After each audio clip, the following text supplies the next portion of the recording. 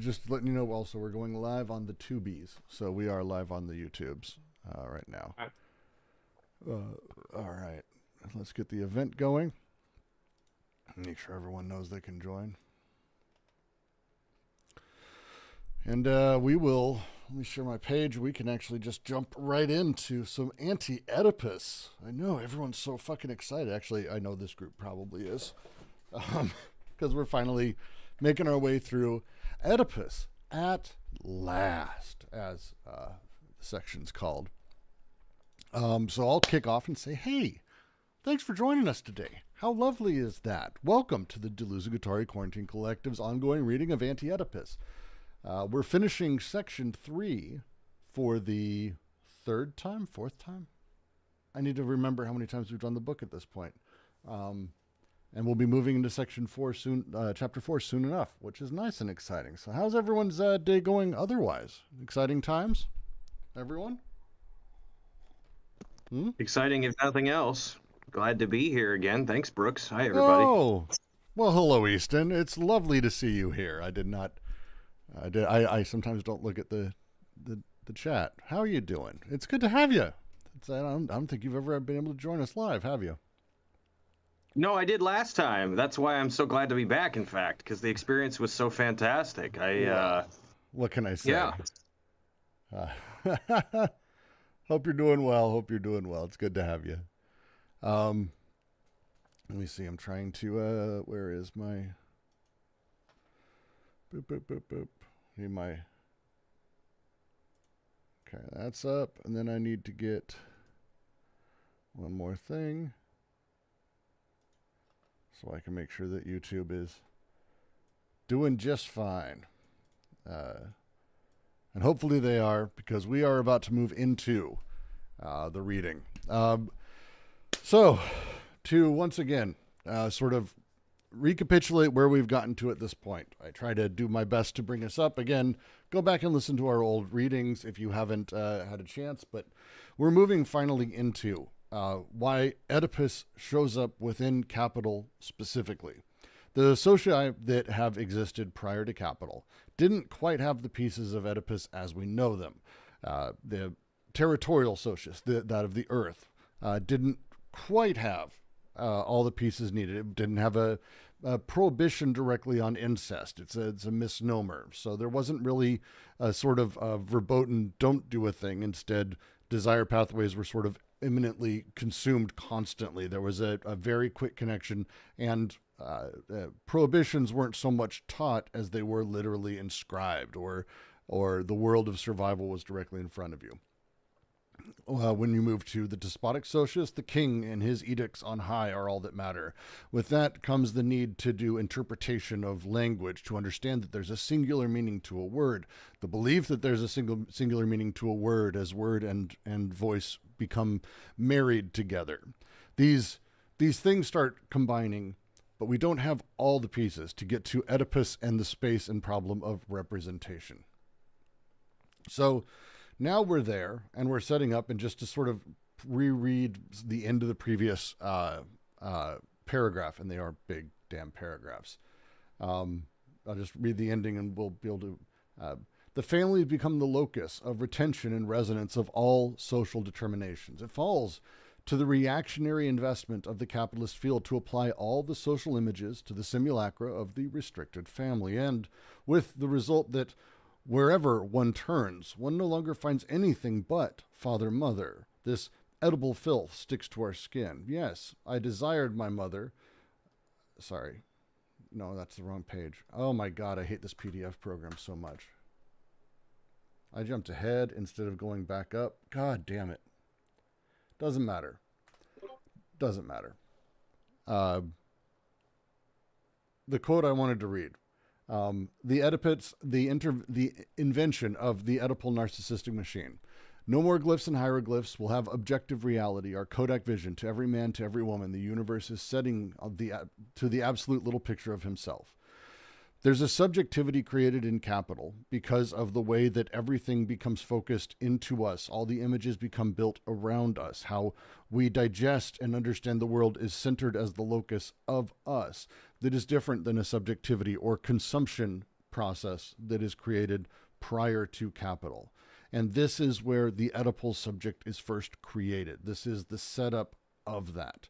So this is where we're focusing, and this is where they've been sort of building up throughout all of this to get to the point where we're at, hey, wait, why is it that people today seem to see daddy, mommy everywhere? Why is it when you go to see a counselor or a psychoanalyst, they'll say, well, tell me about your father. And there seems to be a connection there. You seem to feel like, oh, it is kind of like my relationship with my dad. It is kind of like my relationship with my mom. These things feel right. But why is this the case? Because not everything is mom and dad. And as they sort of have taken us through, there's a lot of odd determinations that are happening here. So what is it that's doing it? And in the end, and this is the paragraph we're going to start with today, Oedipus at last. In the end, it is a very simple operation, one that indeed readily lends itself to formalization, although it involves universal history. We have seen in what sense schizophrenia was the absolute limit of every society, inasmuch as it sets in motion decoded and deterritorialized flux that it restores to desiring production, at the bounds of all social production, and capitalism, the relative limit of every society, inasmuch as it axiomatizes the decoded flux and reterritorializes the deterritorialized flux. We have also seen that capitalism finds in schizophrenia its own exterior limit, which it is continually repelling and exercising, while capitalism itself produces its immanent limits, which it never ceases to displace and enlarge. But capitalism still needs a displaced interior limit in another way, precisely in order to neutralize or repel the absolute exterior limit, the schizophrenic limit. It needs to internalize this limit, this time, by restricting it, by causing it to pass no longer between social production and desiring production that breaks away from social production, but inside social production, between the form of social production and the form of familial reproduction, to which social production is reduced, between the social aggregate and the private sub-aggregate to which the social aggregate is applied. Bringing everything together here, as I said, they're going to be doing that quite a bit. If you're not recognizing a lot of language, this has been this entire chapter sort of coming through and talking about it. Capitalism, the limit of it, the interior, exterior, all of these things, the limits of society. When they're talking about these things, it's important to start not thinking of them as, here's the edge, the limit, the totality of it. No, they're talking about the way that the social is seen and what the limit of the social can contain within the way that it experiences and is processed itself. In capitalism, we have wonderful, wonderful inventions and weird shit constantly happening. It's kind of one of the nice things of capital. There's a use for weird artists. There's a use for scientists who are breaking sort of rules and trying to invent new things, whatever it may be. There's this thing happening in capital all the time. New inventions come along. Now, these new inventions themselves don't necessarily have a purpose, not in a way that we would say they're directly profitable. But capitalism finds a way to make them as such. As these are made, as things are made that sort of revolutionize production, the wonderful beauty of the electric lathe, for example, or the automatic loom, these things that Marx wrote about, that changes how we engage in labor itself. They're two sides of a process. One side, it frees people up from having to literally do nothing but lathe work or loom work all day. That's incredibly dangerous and shitty and awful for people to have to do, that you're sort of born into that, socially determined to be this thing. That's great. And so because of that, we have a lot of excess labor that's now free to be used however it may be used. But capital comes along and goes, well, wait. That's one side. That's the limit over there. We've got this other problem. because eventually another thing is going to come along that's going to also outdo this thing. So we can't just let that excess labor be freely shared, be freely given. We can't live in that space. Instead, we have to actually store it. We save it. We save the capital. We don't expend it. We hold it. We very carefully demand that we don't allow everyone to share in that bounty. Instead, the capitalist takes that extra bit. This imminent limit, this limit of the deterritorialized flux of desire that is part of capitalism, this push and pull constantly happening. Oh my God, I can do that. Oh, I need to be careful here. Oh, I can do that. Be careful here. The same process that is sort of taught into us as children, as through our parents, through society, through what we see through them and how we experience it.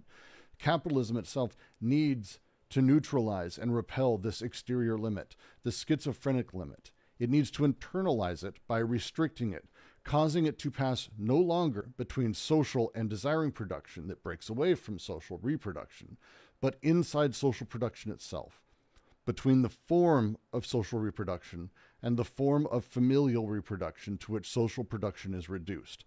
All social production prior to the experience we have now with the nuclear family, the way that family existed kind of forever, or the way that people sort of existed is you were built socially, very much socially. You experienced aunts and uncles and family in large extended families that we wouldn't, is far beyond what we would consider it. People who we would today call cousins who are estranged from us might be brothers or sisters once upon a time, or moms or dads, or they would play the role of this. The social world we experience and we invest directly.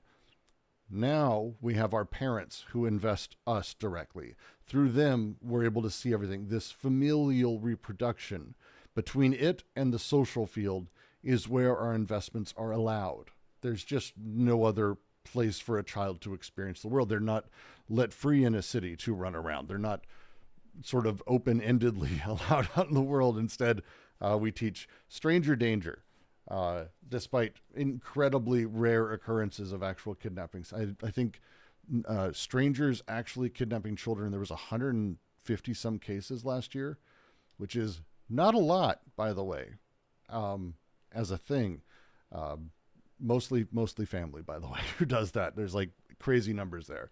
But like we don't let people go meet everyone and talk to them. And in fact, as parents, very often we teach our children to be afraid of strangers. We don't want them investing socially in what the stranger is doing. We don't know what it is. We need to be the one to set it up. We need to build that structure. We need to set it up.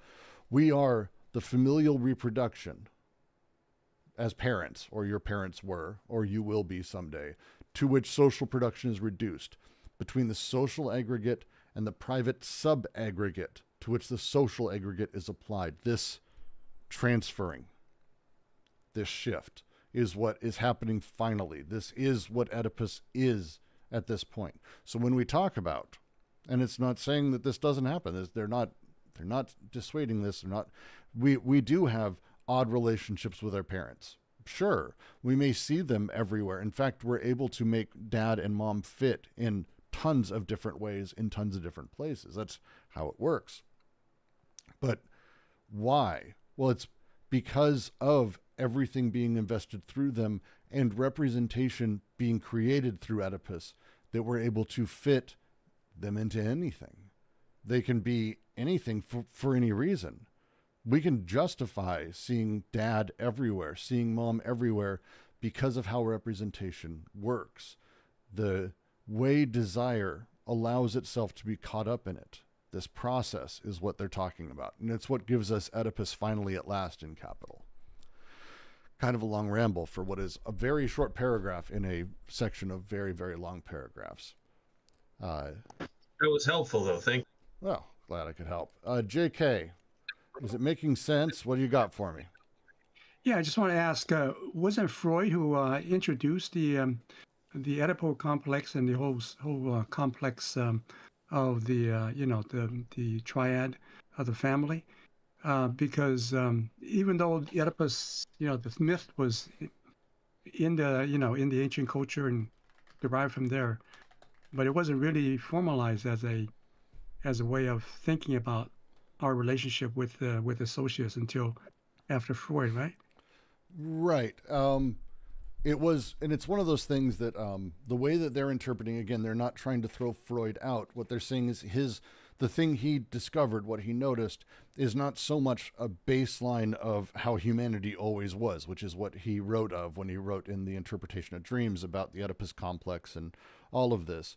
What he noticed, and it's what he noticed even in himself, is that the people he was analyzing, and this really included himself too, if you go through his writings, but the people he was analyzing, he noticed these patterns that things did come back to mom and dad. He even brought them back to mom and dad.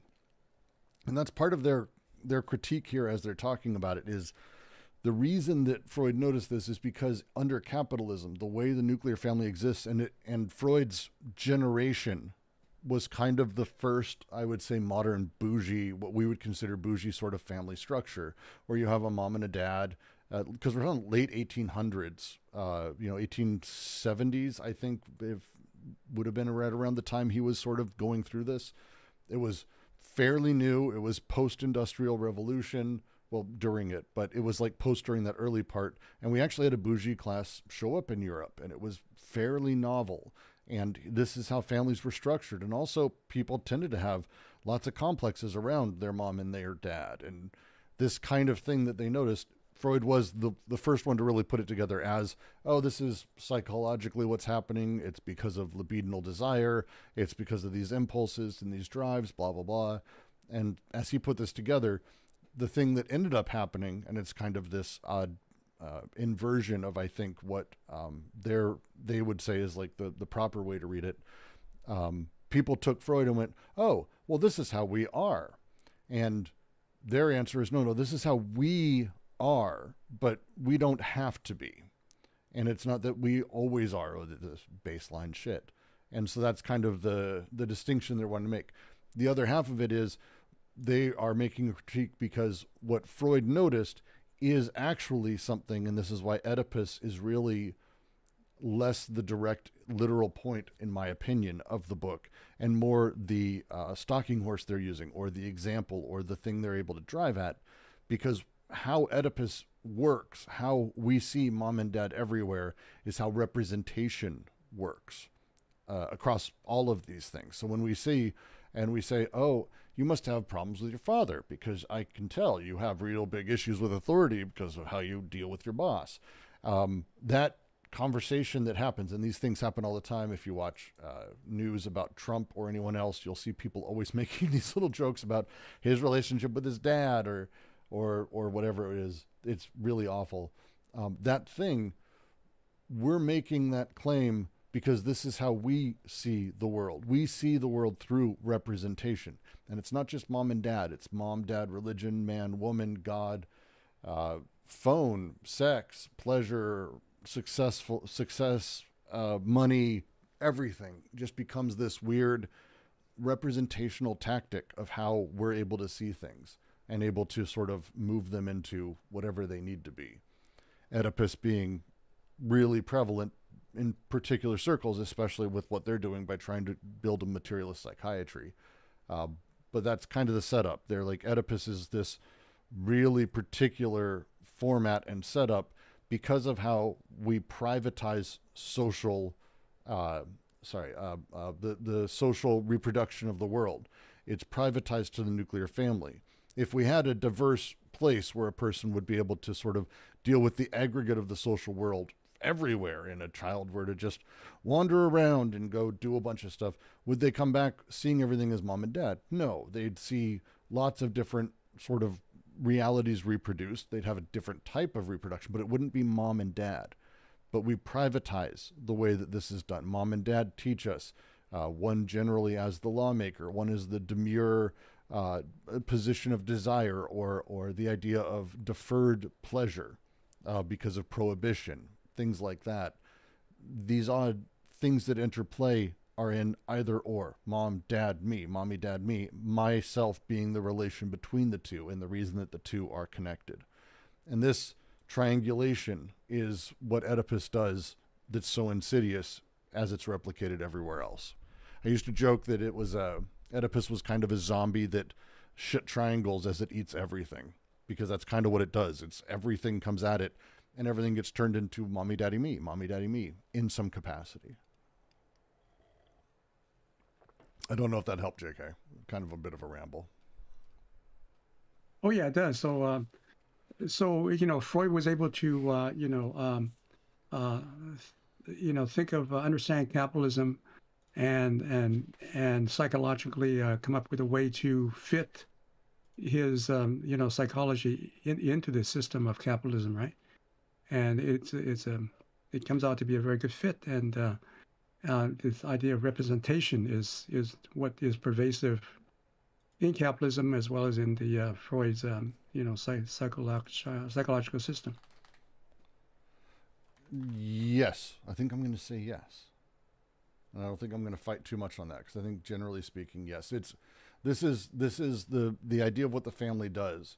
The phrasing that I kind of like is out of Holland. He talks about it as the way that social reproduction is axiomatized and reproduced is particularly within the nuclear family.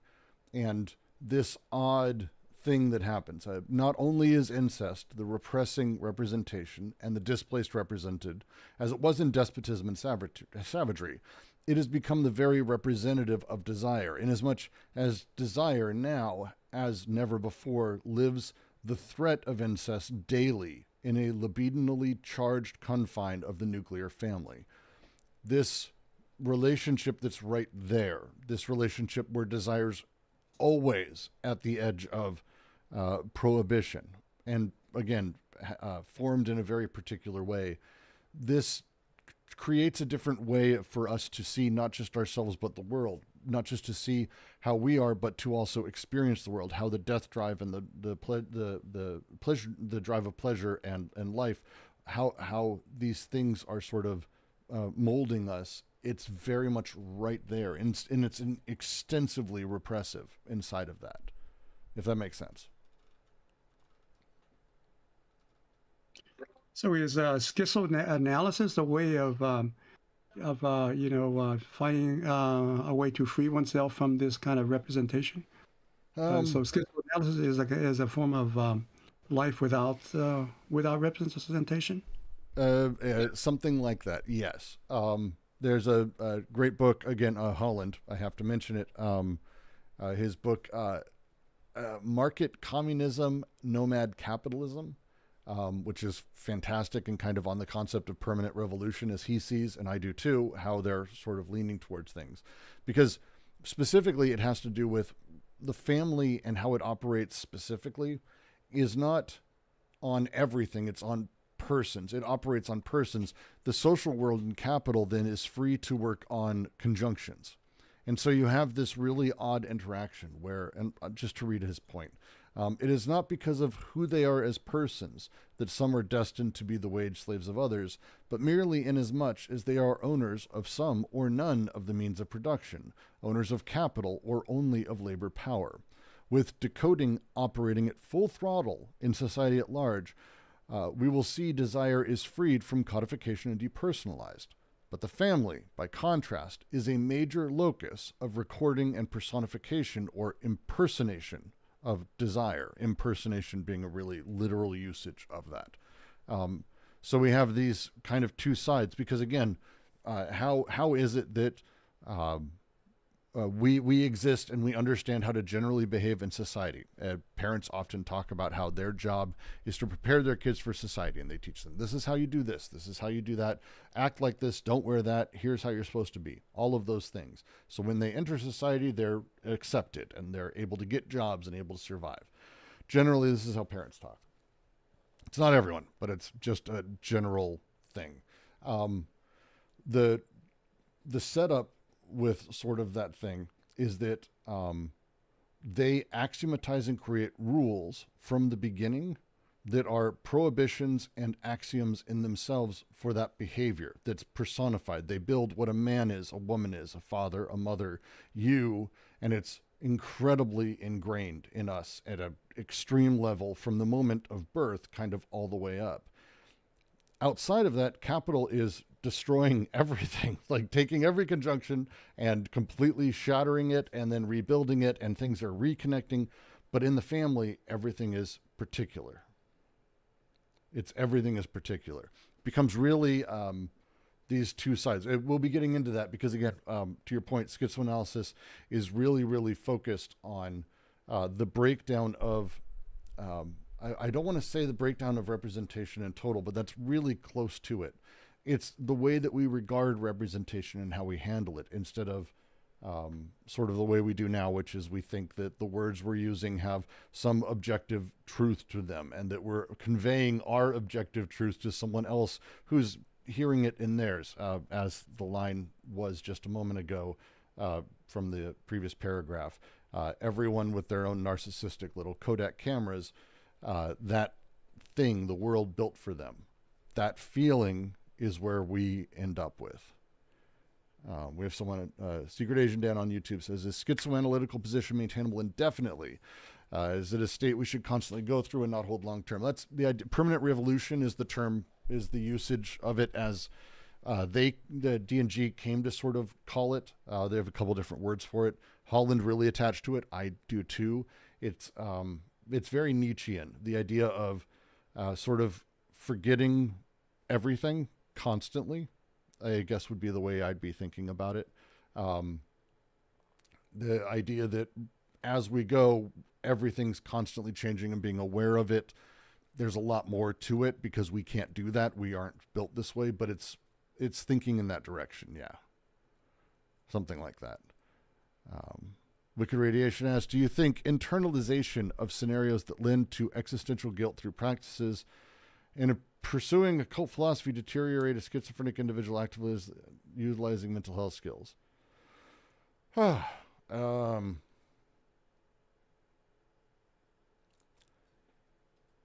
So it's there's a couple challenges there. One of the big ones is that schizophrenia as we know it today is not really what they're talking about. When we talk about schizophrenia, we tend to be talking about schizoaffective disorder, which is a very particular diagnosis. Schizophrenia in Anti-Oedipus is a very wide thing. In the 1960s, which is when 50s too, when Guattari was practicing, we were in like DSM-2 territory, or even pre-DSM territory, I think, internationally. And the phrase schizophrenia was used basically for anyone who was mentally non-normative. Like, it's really a wide swath. If you go read the way that they wrote about it, it's a whole different beast. And it included, as a primary group, actually, when you look at who at Laborde that Guattari talked about and wrote about, and who he treated, who Laborde treated, it's autistics. Like, it's really at some level, that giant spectrum, and it is a spectrum, but there's definitely a more extreme end. It's primarily about autism, not schizophrenia. It's one of the tough parts about the word today, is because they use schizophrenia so much, but the meaning of the term is completely different. So it's a whole different beast these days. Really tough to sort of talk about. I've got a video coming out on it. I'm trying to figure out how to finish writing, because it's a bit of a rabbit hole to go down, but it's kind of a unique, particular thing. Yeah, it's tough. And when we're talking about this, like, just to go off on a bit of a tangent around this, the way that we're talking about schizophrenia in society and how society decodes, when we're talking about that, we're talking about, again, codes of old, not the codes today. We don't really live by codes today. We live through axioms. We live through a series of axiomatic sets that we sort of integrate when we need to, and new rules kind of get brought in all the time in order to make whatever reality is necessary for us to continue. It's an axiomatization of sort of logic. Worth reading up on if you've never given it a shot. So there's kind of a lot happening there. With the family, all of those previous codifications are being privatized. Privatized is a big push within capital, not just with land, not just with now data and intelligence and thought and word, but privatization of repression, really. the social world doesn't really do it anymore. We actually have a entire conservative party in America especially, but it's around the world, that wants the most strict, extraordinary, authoritarian world, but they want it to be parents who do it to kids. They don't want schools to be doing it for children. They don't want the government or authority to be doing it. They want it completely privatized. And this is not like a weird connection. This is literally the thing happening. So we have this really weird thing going on with all that, in my opinion. I find it weird as shit. But it's this really odd sort of dynamic that's happening there. Sorry for the side note. Yeah.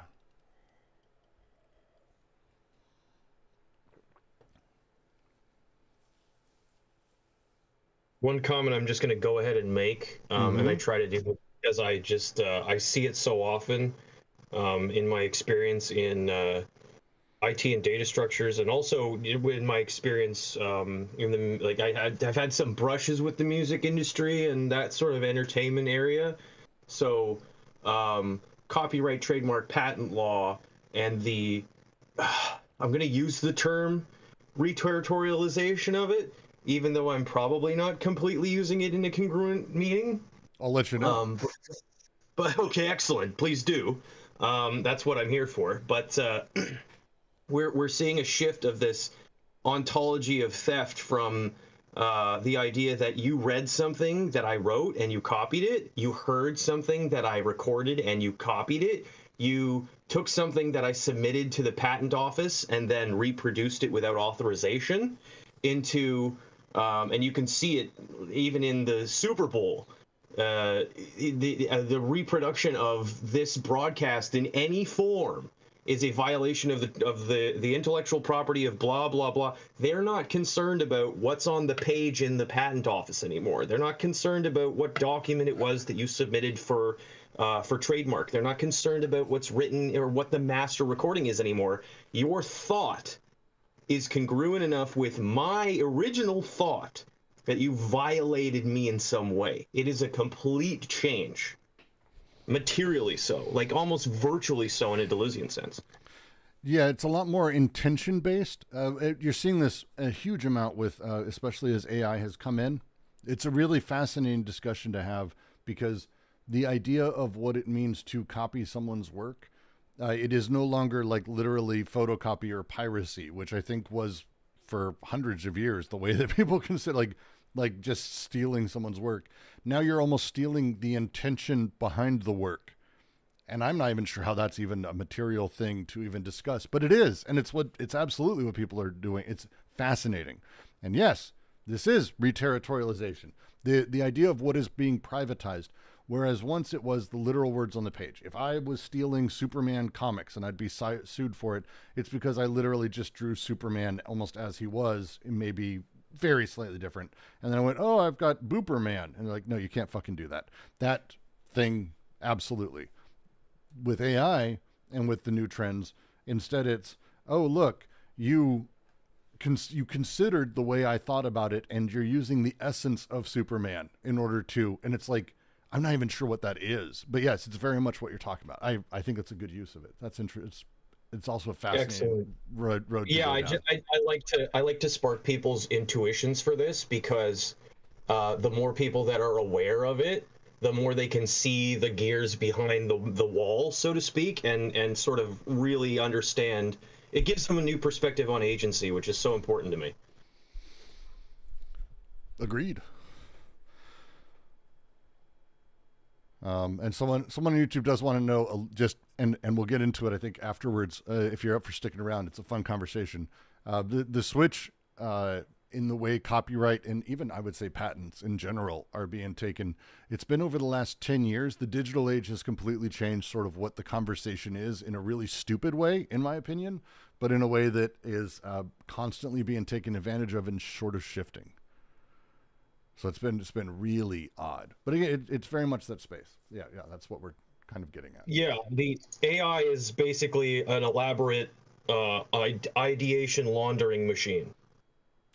It's not far from it, But it also, and we'll get into it. I find it to be a really fascinating discussion, especially with people who care about the legal field of things. Any questions on this before I move forward on this specific paragraph, though?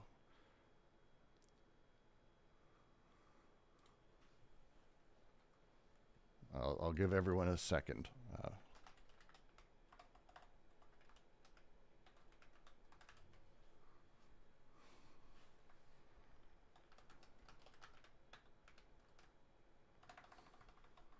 All right, easy enough.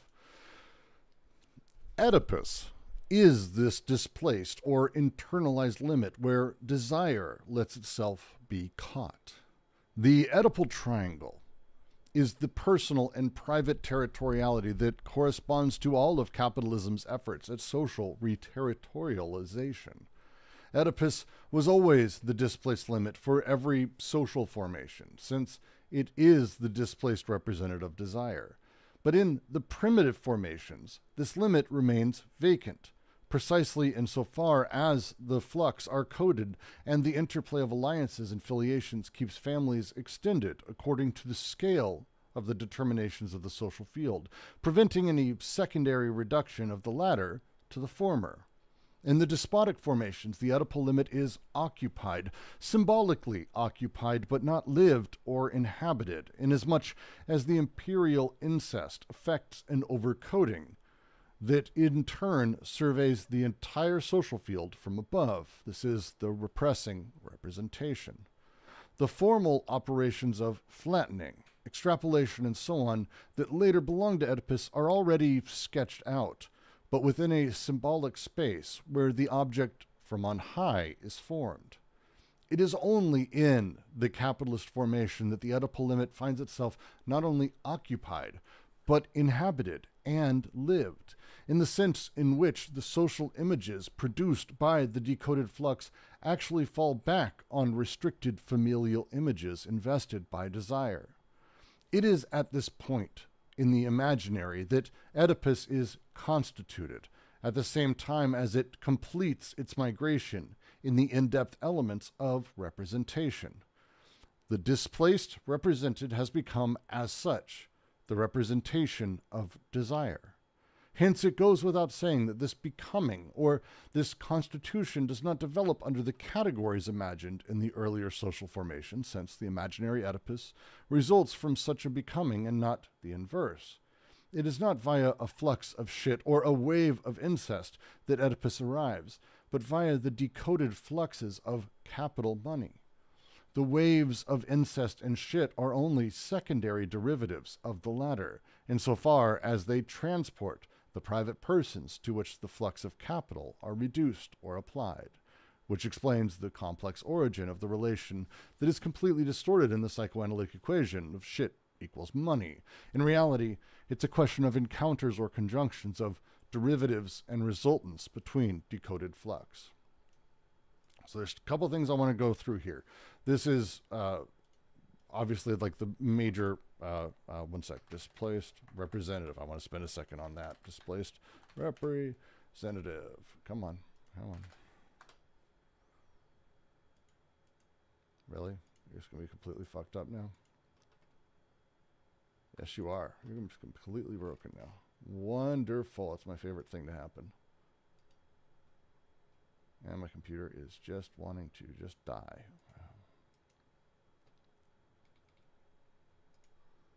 All right, I'll pop open here, Eugene. There we go. Okay, back we go. Good.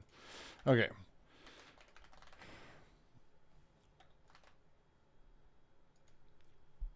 We're going to go through a couple things. So the first is I want to take bit by bit again through the pre-sociuses, the non-capital sociuses, because I think they do a really nice job of talking through them again, but I want to make sure that we really hit them, because this is the thing. This is the thing. So, Oedipus is the displaced or internalized limit where desire lets itself be caught. The Oedipal triangle is the personal and private territoriality that corresponds to all of capitalism's efforts at social reterritorialization. Oedipus was always the displaced limit for every social formation, since it is the displaced representative of desire. The displaced representative of desire is the big one. This is the distorted image of desire produced by the representation of itself. This is the thing sort of at the very baseline of it. Incest, as a great incest is a great example of it, and they use it a ton because we are sexual beings and we have people around us who are in some capacity biologically sexually compatible with us. So we have this. We talk about it as a straight up prohibition. But we look back through time and we notice actually incest has always been prohibited. It's not a thing because there's this, how to put it, this haunting thing where we're like, well, look, you have someone of the opposite sex. What? Right there, just do that thing. But if you just did that thing, we wouldn't have a society. Like your family would do their thing. We make jokes about hillbillies, hill people in the U.S. I have family in Appalachia. So it's a thing that's very common. But in places where it happens, they are insular, they disappear, and the families die off. And so that's what happens. It's really fucked up because they don't have social connections to the world. They're not part of the social space anymore. They're not part of everything else. And this haunts. It haunts us because we know this. This is intuitively. If we were to just be able to consume the germinative seed of desire itself immediately, there would be nothing else. If desire was able to be consumed and taken advantage of immediately, it would not lead to anything else. That haunts us. But it haunts us in a bad way. And it haunts us in a way that's really incorrect. We look back and we see all of these people, and this is the line here. In the primitive formation, this limit remains vacant, precisely insofar as the flux are coded in the interplay of alliances and affiliations, keeps families extended according to the stale determinations of the social field, preventing any secondary reduction of the latter to the former. There's a lot said here in this one sentence. When you have you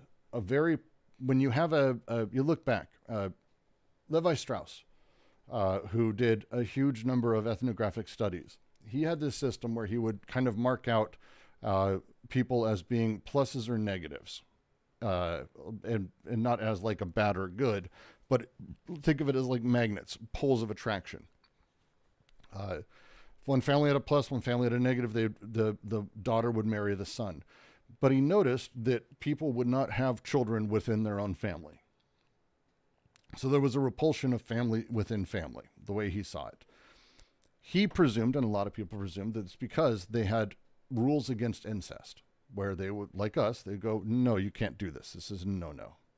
It's not really how their existence works. Other ethnographic studies that have been done since, and even ones that have been done before, noticed instead that, as they say here, there is a limit, as in like there's a vacancy of Oedipus, of us fucking our mom or our dad or whatever it is. That didn't happen. But that negative we take as an image of prohibition.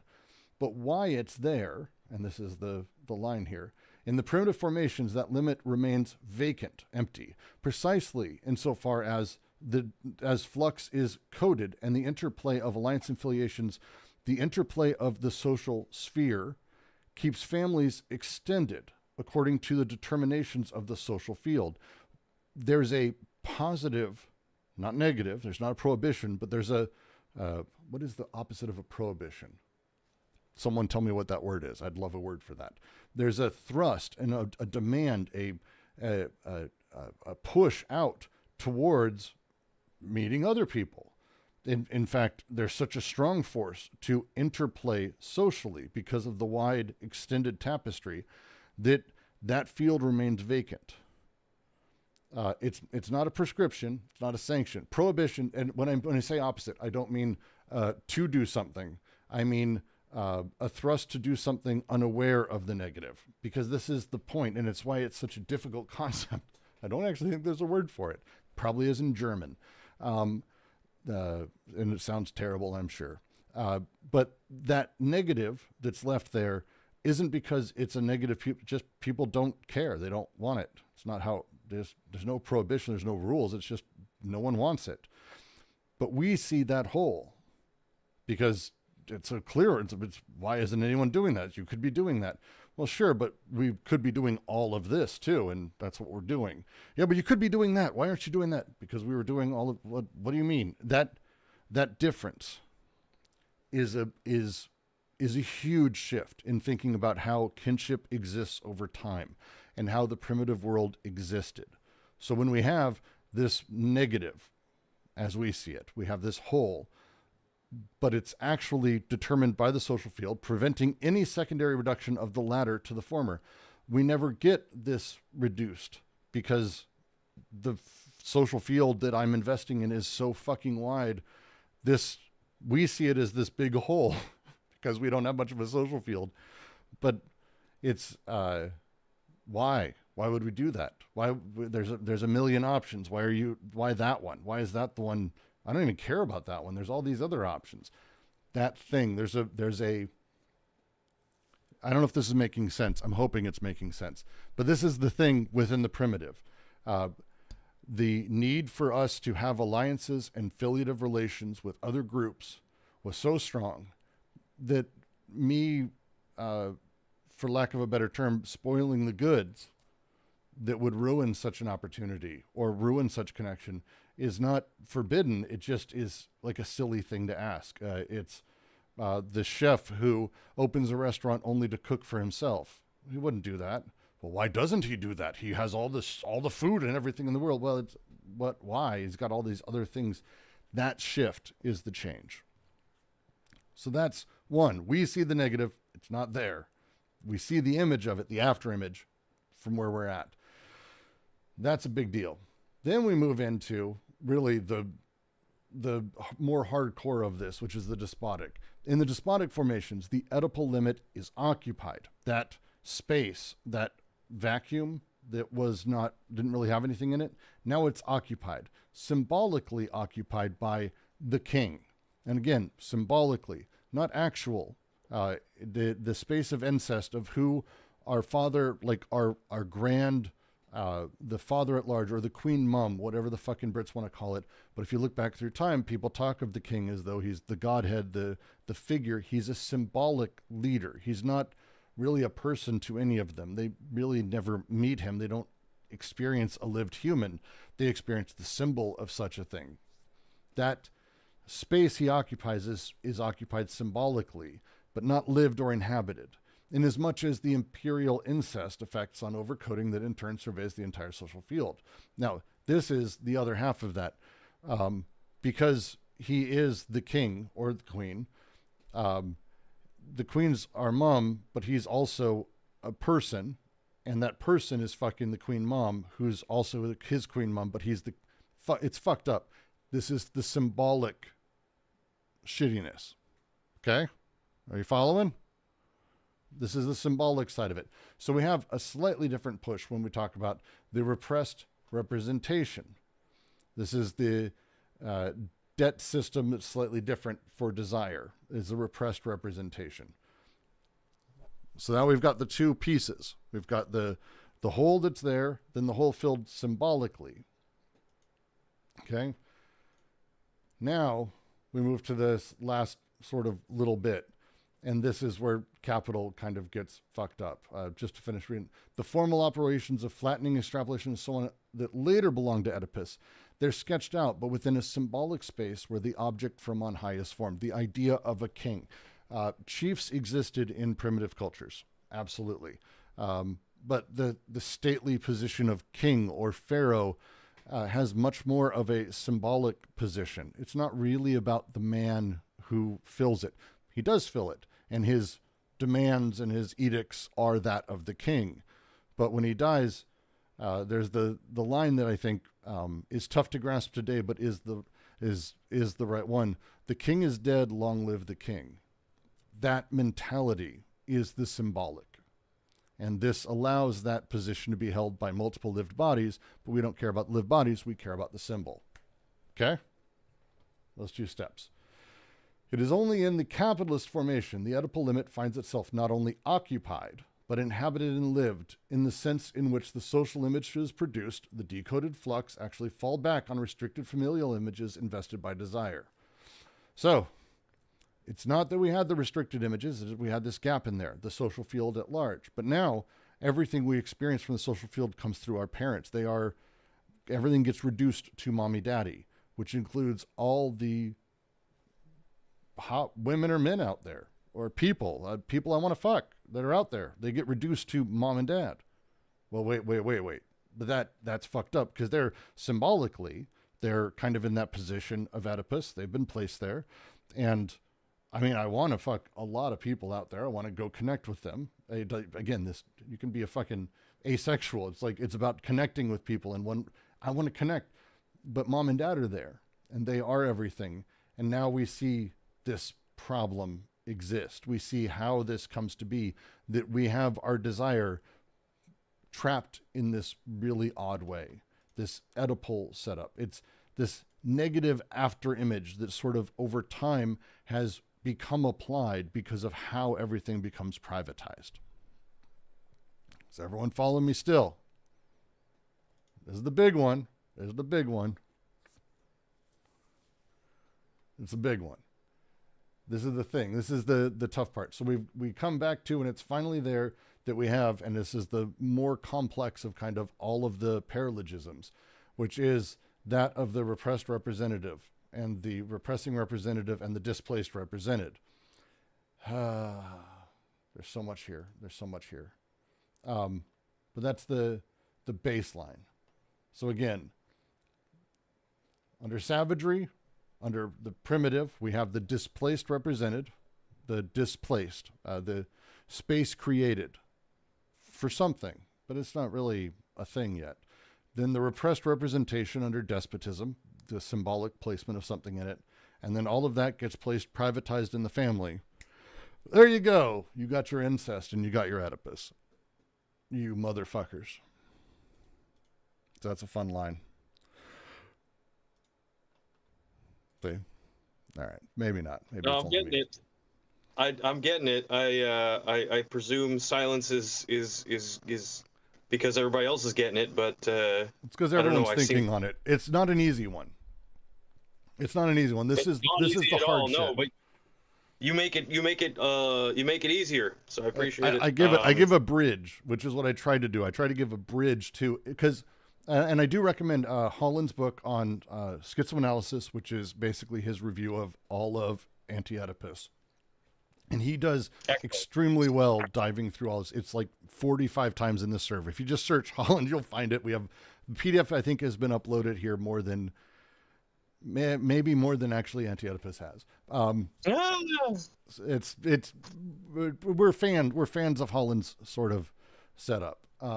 But just to sort of state from him and the way he's talking about it, with the axiomatization of social production and reproduction by capital, the ensuing segregation of human reproduction in the nuclear family, and this is the big deal again, prior to this, it wasn't really, you didn't have your kids and they were yours. It was families created people, basically. It's a bit of a different thing, privatized in the nuclear family. Now the Oedipus complex completely saturates the representation of the incest taboo. Not only is incest the repressing representation and the displaced represented, as it was in despotism and savagery, it has become the very representative of desire. Inasmuch as desire now, as never before, lives the thread of incest daily in the libidinally changed confines of the nuclear family. As repressive as the other modes of libidinal production were, and they were, at least the representative of desire in those regimes had a different aim. Direct appropriation of the means of life in savagery, freedom through revolt against political domination under despotism. Of course, desire still takes those and other forms under capitalism. We still want to secure the means of life. We still want to end political domination. But now, the material institution of the nuclear family supplements the defiles of representation with an objective form in which to entrap desiring production, the Oedipus complex. That objective is in quotes. Again, to go back to the line that I started the reading with, We'll have objective reality, our Kodak vision. To every man, every woman, the universe is just a setting to the absolute little picture of himself or herself. A Kodak snap, a universal film of snaps. A narcissistic ego identical with the Oedipal subject. So we're for Oedipus at last, the capitalist subject. All of us are little narcissistic fucks. It's the way it works. We're built this way, and that's capitalism does this. And this is the point they're saying is it goes without saying, this constitution does not develop under the categories imagined in earlier social formations, since the imaginary Oedipus results from such becoming and not the inverse. It is not via shit or a wave of incest that Oedipus arrives.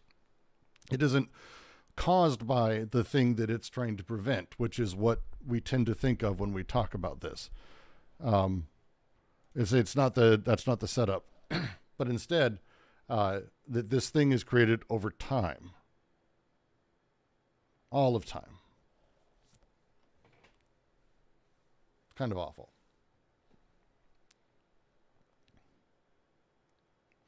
Audio sounds that much better on Discord? Really?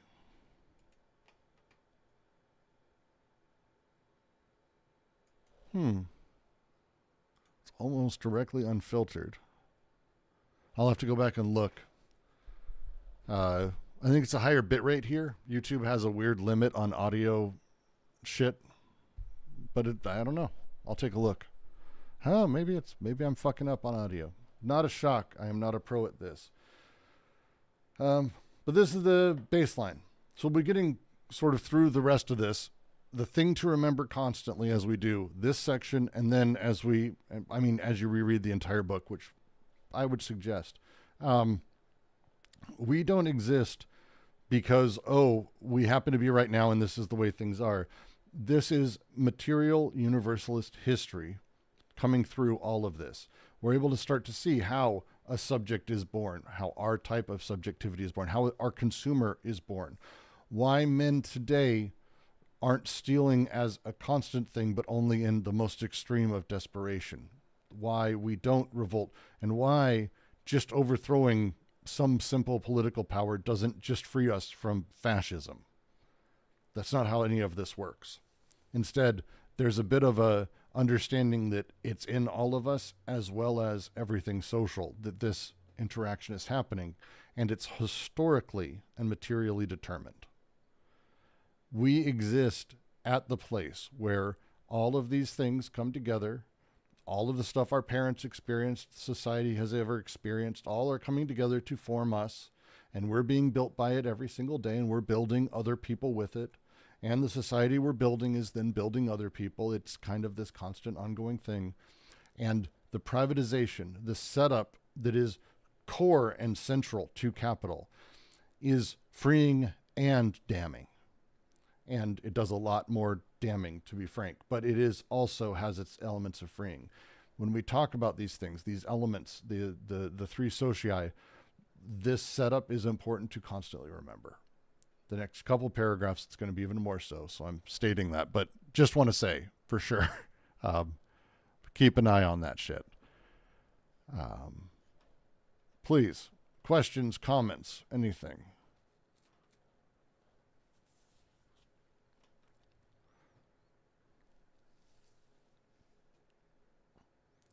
Yeah, the after image thing, just going off a comment from YouTube.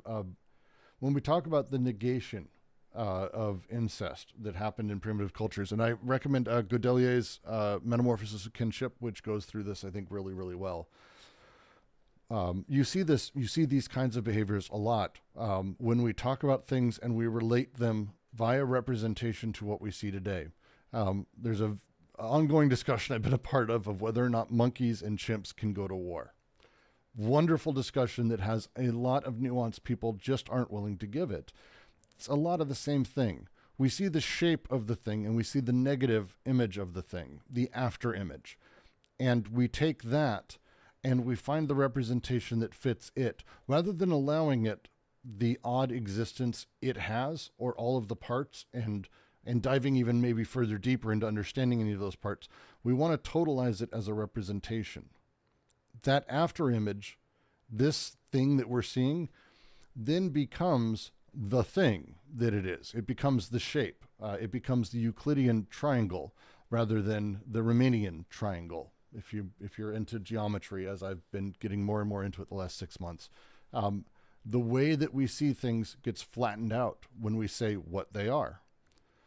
But that negative image is fascinating because very often it's done almost accidentally, or it comes about without any semblance of intention or desire, not outwardly, I should say want. It comes about because of desire, but it's not a desire for that negative. It's not a lack that's inbuilt or a need that's inbuilt. It's really kind of an extraordinary process to think of, and it's a word I want a word for. Anyone can help me with it. It's the opposite of prohibition, not prescription, but if I'm going about my day, for example, my 4-year-old, he didn't care about whether or not people, when my son was 4, really pretty blonde, long hair. Little kids don't really have a gender unless they really, really outwardly are sort of made to have that. People called him girl or boy all the time, and he took it. He would just take it whatever. To say he is X or Y, that thing crushes what he's doing. His experience is just being whatever he is. At some point, if I say you are a boy, you are a girl, you are both, you are non-gendered, you are if I say those things, I've now given him a shape, but he didn't have that before. He was just doing whatever sort of emergently came naturally. His general behaviors put him in a place where the negative image that was created through his positive actions, people saw as this. I wear nail polish. He wore nail polish. Longer blonde hair. That's a thing that women do. Whatever it is, we see the after image and we say, oh, well, you're this then. They don't know that. We don't really know that when we're not doing a thing aware of such a thing. Desire pathways are fascinating in the sense that they create after images that we can assign and we can collapse. But when we do that, we crush all of it down. And that affirmative movement is a really, really big deal. An example I've used before I really like is Minecraft. Minecraft, everyone here should have played it. If you haven't, go do. It's a really good game. But when Minecraft first came out, it didn't have a single goal. There wasn't really a story or world to it. You'd place blocks and you could kind of do whatever. Some people did very creative, like built worlds. Other people sort of just ran around, killed things, and survived and did stuff. At some point, they built sort of a progression story to it because they noticed this is kind of what people seem to want. It's not. I don't think it's what people wanted. People just happened to do this thing over and over. But they created this very particular thread of this gets you experience to do this, then this. The moment they did that, they took what was a negative image achieved through the positive use of emergent desire, and they created a particular mapping and line. They created a process that a thing had to go through, and that we now are conditioned when you play, you will get experience doing certain things more than others at certain times in other ways. And suddenly everyone kind of plays Minecraft the same way because we don't really think of it, but this is what's happening. That negative image became a positive prohibition. Don't do that. Not because we were prohibited before. We didn't do certain things because it didn't make sense to us at the time. We didn't think about it. But now it's actually penalized if you do X, Y, or Z. These kinds of shifts are the things to be very, very cognizant of, and they're the baseline of how representation operates in us. And Oedipus is the king of all of them. It's a perfect king of all of them. We don't have a need for such a drive. We don't have a need for such a prohibition because really emergently we don't really want incest. We have a very fucked up system where everything's been reprivatized into the nuclear family after the despotic has been merged back into capital, and we see that negative image and we create a positive demand that we don't. And that's the base of capitalism. It seems complicated. It is, but it happens not just with incest and desire there. It happens with everything. Why do you do what you do in the morning? We don't think of things in this way, but why do you do what you do? Is it because there are forbidden things that you don't realize you have been told not to do, or how not to behave, or what is good or what is bad? Judged X, judged Y, whatever it may be, as you make your way through life. That once upon a time, there were reasons not to do, or even affirming reasons that it just simply wasn't done, but there was no prohibition. Our desire becomes shaped, trapped, mutilated in this way, in these very early, as they call them via Kant, paralogisms, a broken part of the logical process of existence. And this is where Oedipus is born. And this is where Oedipus builds out, and we find ourselves across all of that. As they say in the next paragraph, I'm just going to move forward. In Oedipus, there is a recapitulation of the three states, or the three machines. For Oedipus makes ready in the territorial machine as an empty, unoccupied limit. It takes form in the despotic machine as a symbolically occupied limit, but it is filled and carried to completion only by becoming the imaginary Oedipus of the capitalist machine. The despotic machine preserved and the primitive territorialities, and the capitalist machine resuscitates the Urstadt as one of the poles of the axiomatic. It makes the despot into one of its images. That is why Oedipus gathers up everything. Everything is found again in Oedipus, which is indeed the result of universal history, but in the singular sense in which capital is already this result. Fetishes, idols, images, and simulacra. Here we have the whole series, tarot or symbols, and then everything is recapitulated in the images of capitalism, which shapes and reduces them to Oedipal simulacrum. The representative of the local group with Laius, the territoriality with Jocasta, the despot with Oedipus himself. Quote, a motley painting of everything that has ever been believed. It comes as no surprise that Freud looks to Sophocles for the central image of Oedipus the despot, the myth become tragedy, in order to make the image radiate in two contrary directions. The ritual primitive direction of totem and taboo, and the private direction of modern man, the dreamer, referring to where Freud wrote in The Interpretation of Dreams about Oedipus, these two places. Oedipus can be a myth, a tragedy, or a dream. It always expresses the displacement of the limit. It's a really, really nice bit. I feel like people who are a source of this could be described as Pavlovian hipsters. We were this way before it was socially conditioned. Well, I mean, that's you too, and all of us. We have a really interesting way of talking about things. I mean, they're even talking about it here, that we look at our existence narcissistically, and particularly as the way existence is.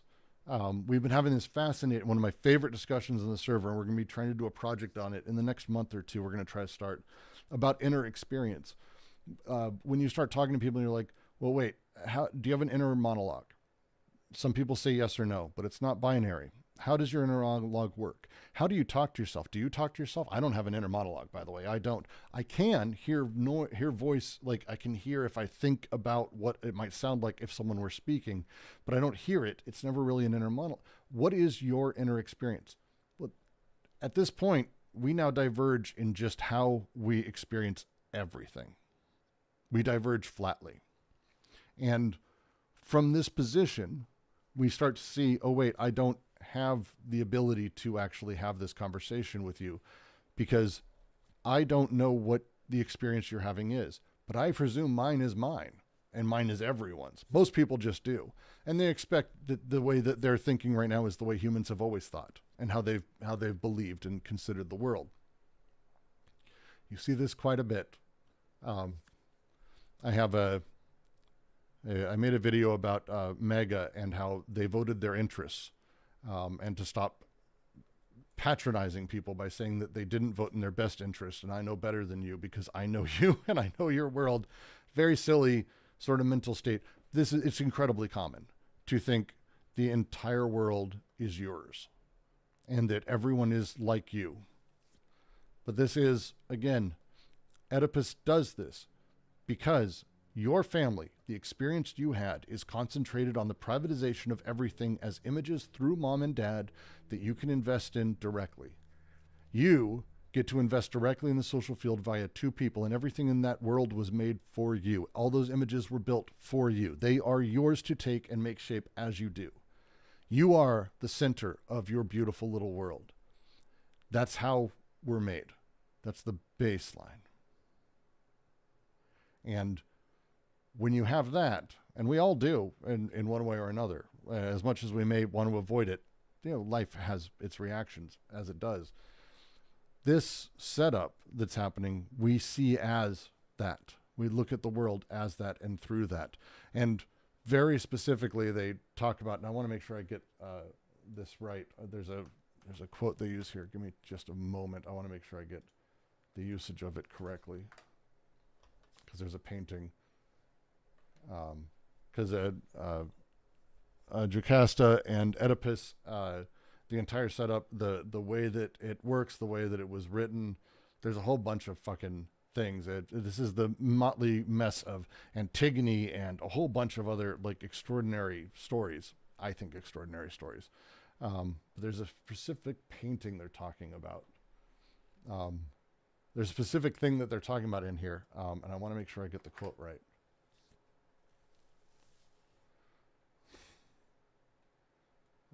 Because there's a phrase, and they don't have the fucking quote in here. I'm gonna have to go back to the French version, because he gives it's Nietzsche.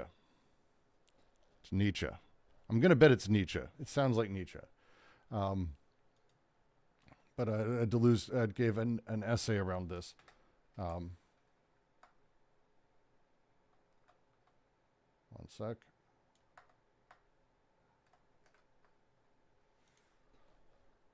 I'm going to find this. I will find this. Yeah, here we go. It's Deleuze lecture. Purdue. I will link to it. I love what these guys have fucking done every time. And let me. I will actually. I'll just read it.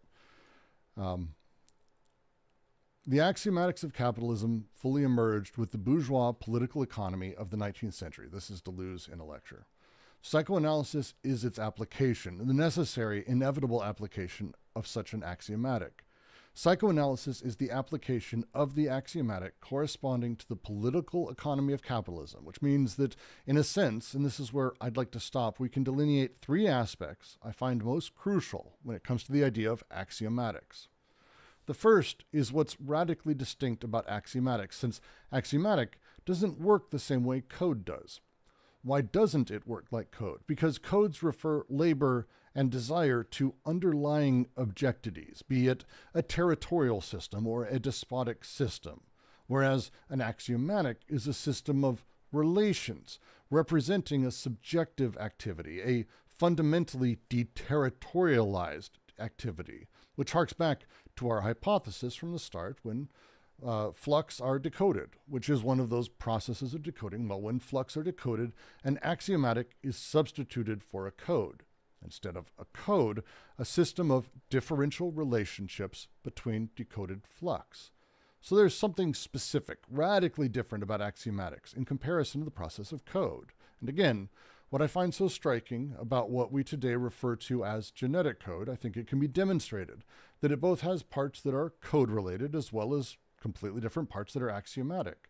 The concept of genetic code is mixed up. Thus, there's a specificity to axiomatics, which basically means, yes, axiomatics describes subjective activity that's revealed to be indeterminate, breaking with big objectivities that sought to code it.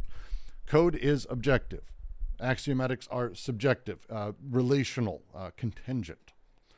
At the same time, secondly, in a way, like a shadow theater, axiomatics returns to us everything codes had led us to believe.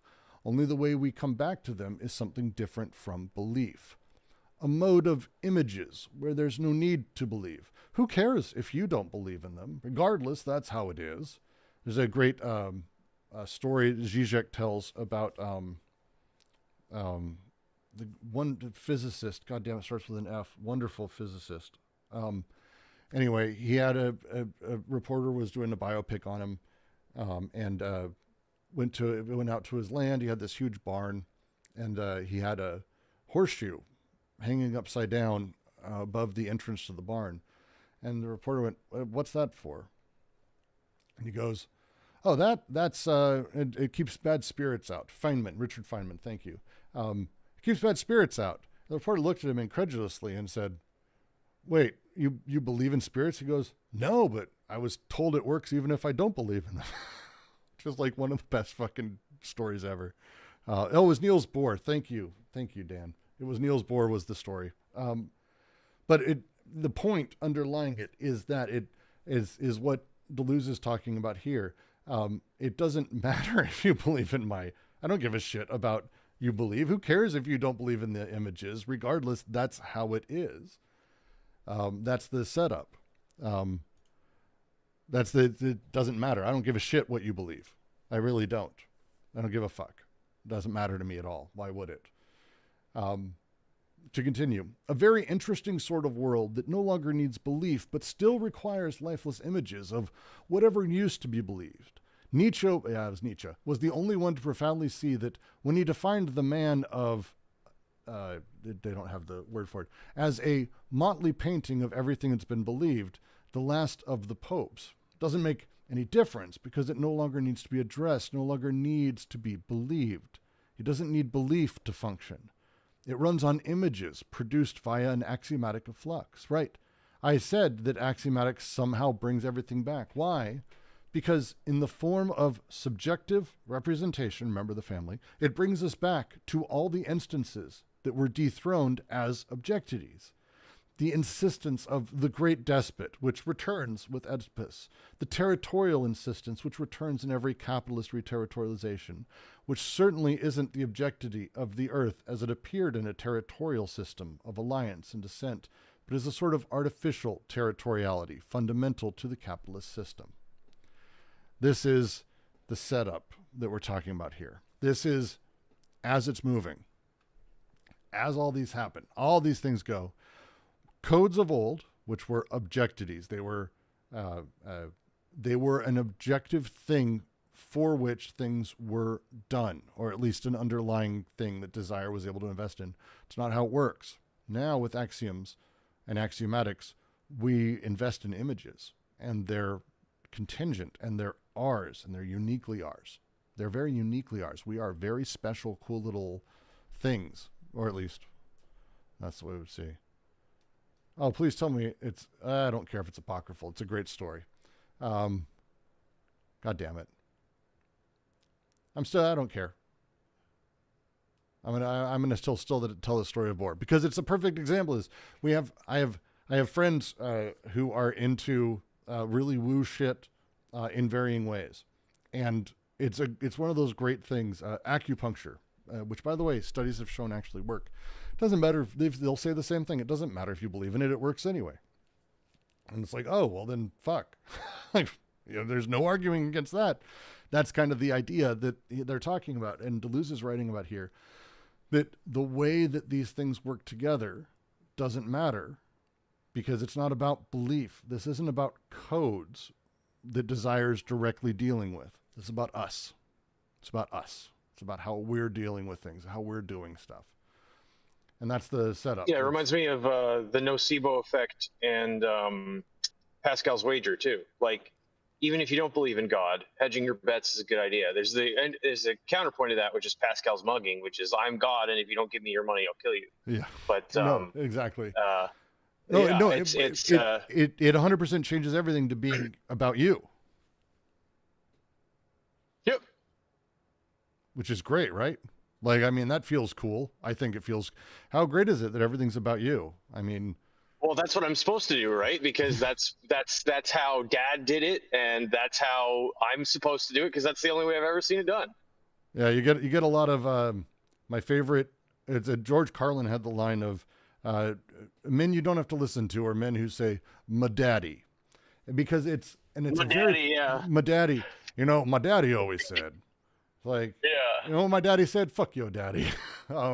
but it's That's right, yeah. but There you it's go. that kind of thing. It's the why are you on this land? Why are cities in some of the places they're at? Well, it's mostly because my family stopped moving across the country about 100 years ago, and this is where they stopped. And that tends to be the case for a lot of people. But it's the world is about them, or they're there because they were meant to work the land, or they were meant to do this, or I was meant to do X, Y, or Z. I'm going because I'm destined for the world about them, everything giving them signs, everything giving them symbols, everything giving us that continual movement. Because again, how we deal with the world is through images. Desire is dealing with the world through images, through these axiomatics, not through any singular sort of objectivity or objective reality, but instead our thing. Yeah, and it's like you said about sort of the internality of everybody. They sort of project it. They get this idea that, like, well, you know, they're not trying to consider the Nietzschean question of who is asking, right? They're not trying to figure out, like, you know, why am I the way that I am? It's more just that, like, that I am is good, and anything against me is evil, and that is that, right? It's an interesting dynamic. Yep. I need to find where that Nietzsche quote comes from now. I think it's well, maybe the genealogy of morals. It's probably it's coming to me through the Essential Salts readings, but it's also coming through Deleuze's book on Nietzsche. That's sort of where the idea got placed in my head, I suppose. Yeah, it's not a thing that I'm able to find actual direct quote in any of my fucking. So I probably paraphrased it wrong.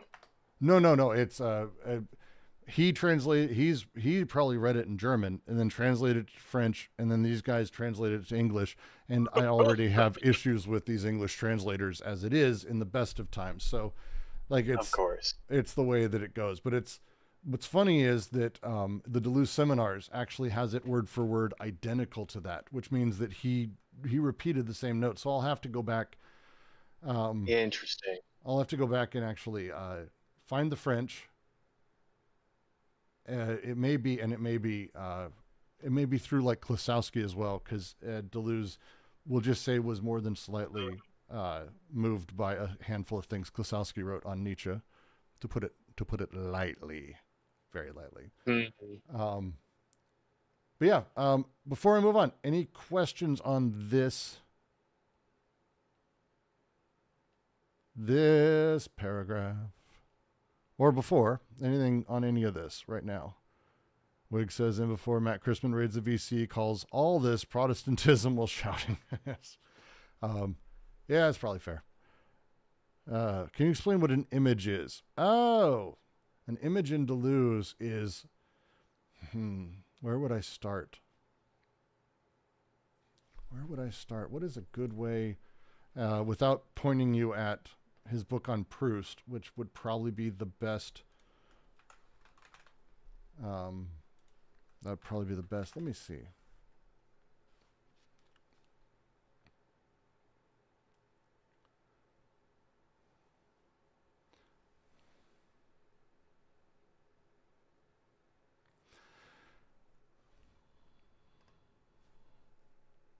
I'm actually going to take a second and think about that, because that's actually, how would I define how he's discussing images here?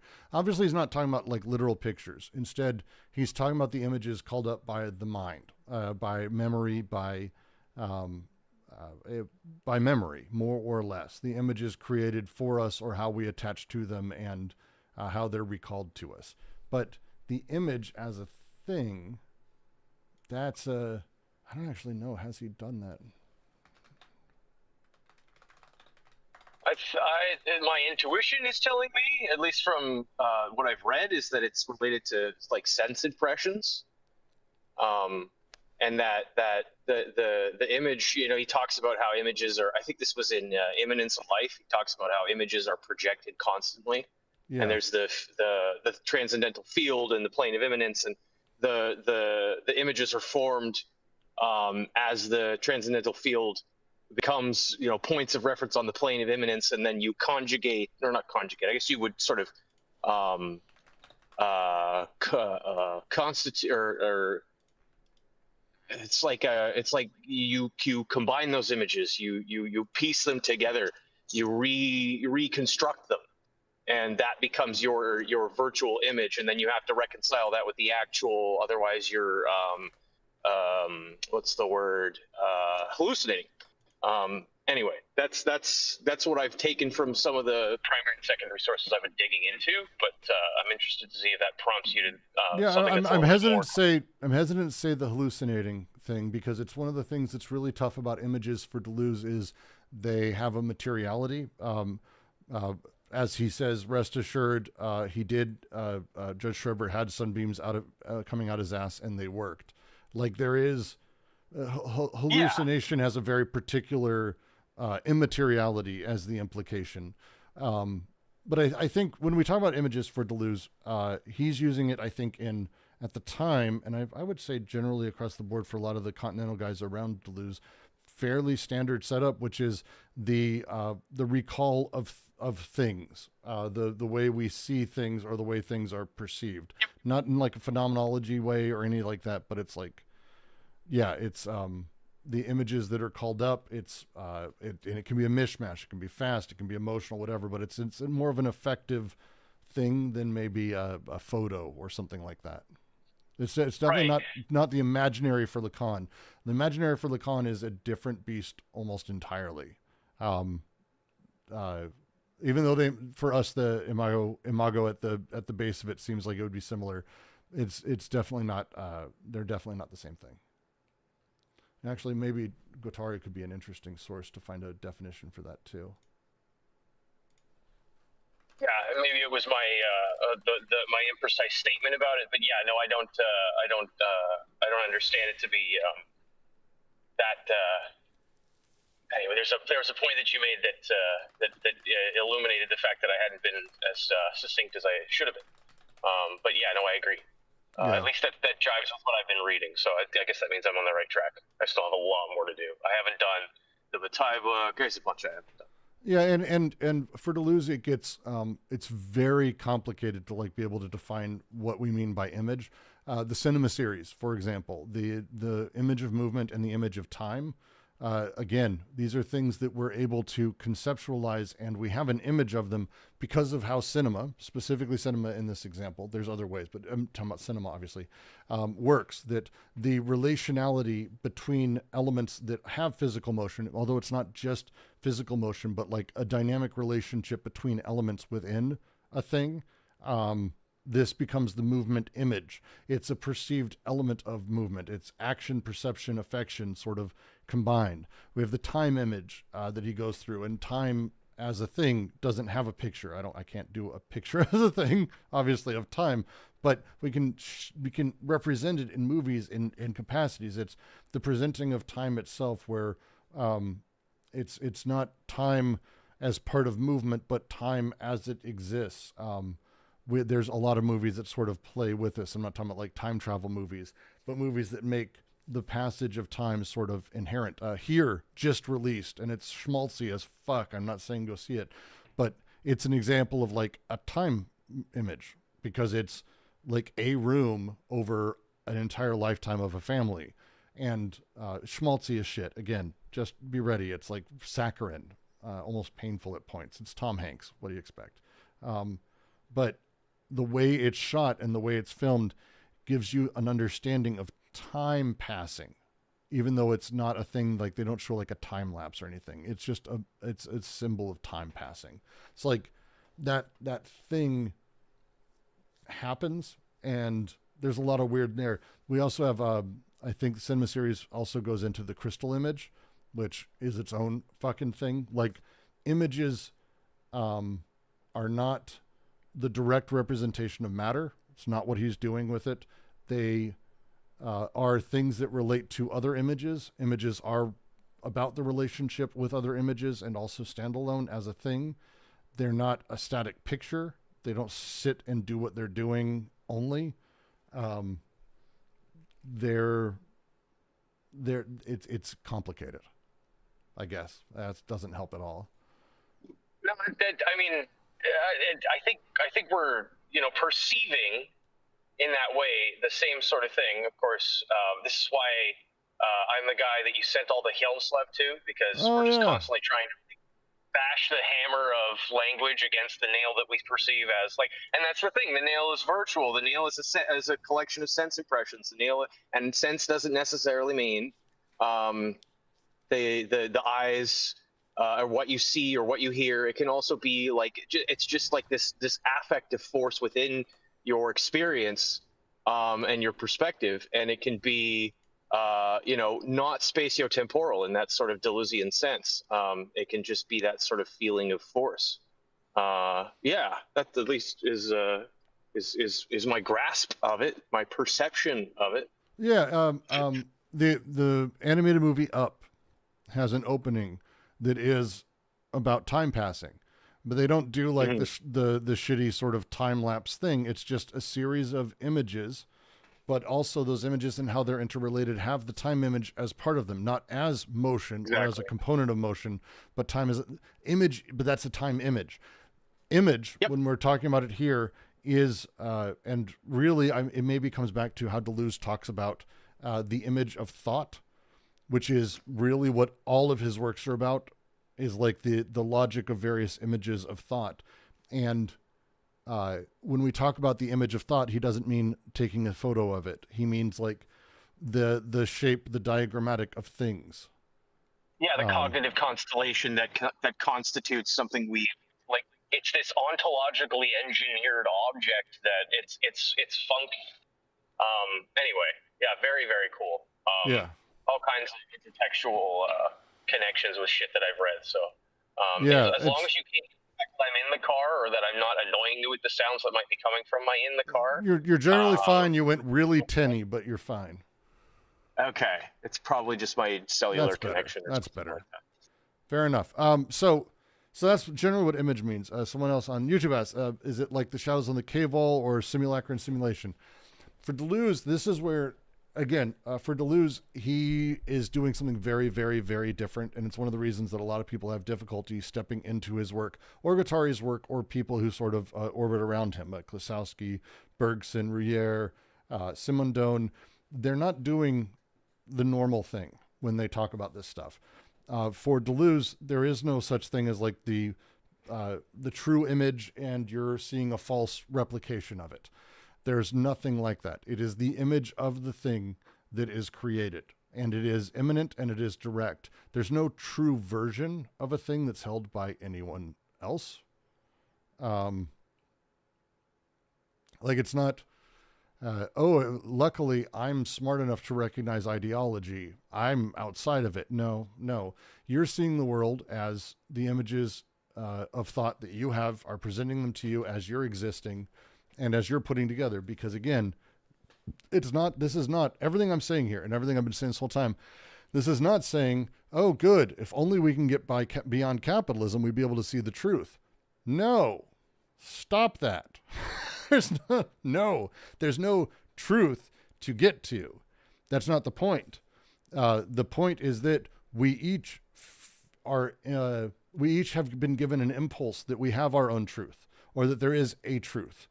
And it's the world of images has been built, and our consumption of them and the process of that has been built to create a subject, you, who is eating those images and enjoying them and creating them.